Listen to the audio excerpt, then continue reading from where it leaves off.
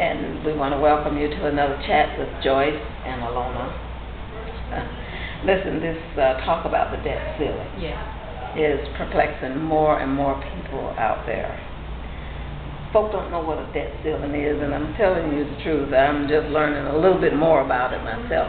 I'm applying it to my personal self. We all have debt. We know how much debt we can tolerate. We don't know what to do sometimes if we've lost jobs and we have the debt that we had when we had the job. Right. Now there's no job, and unemployment won't solve the personal debt. Right. So do we raise our personal debt ceiling? I mean, those are some challenging questions as we apply what's happening in Congress to our personal lives. Right.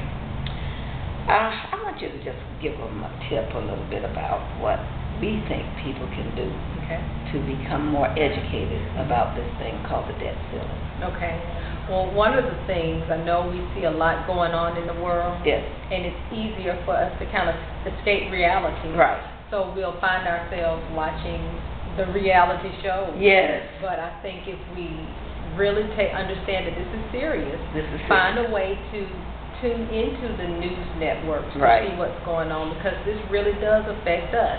I think our colleague Sharon shared earlier that she said she wasn't a news person, but she understands the importance of seeing what's going on, so she finds a way to filter it. Yes. She'll go check some of the headlines online and see what's going on. But I think we need to really understand we are in a crisis. Yes. It cannot be misunderstood that it's not as serious as it is, because it is. That's so I think we need to make sure we stay on top of it by staying in the news to see what other headlines and how is this affecting me.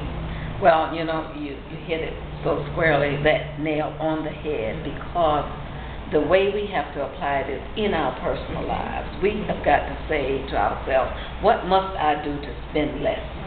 And we do need to chime in with those who are articulate and forceful with their elected officials to make sure that they understand what we want to see them do. Right. Because we have put it in their laps without any input. But the most I would do right now is stay away from large spending. Stay away from the malls, you all. Oh, yeah. Stay away from going on vacations. I have friends that go on cruises and they enjoy themselves and they're well paid. Save that money. You don't know what tomorrow is going to bring. A lot of funding cutbacks are still coming our way. Many jobs are going to be lost as we deal with this debt ceiling. It could be mine. It could be yours.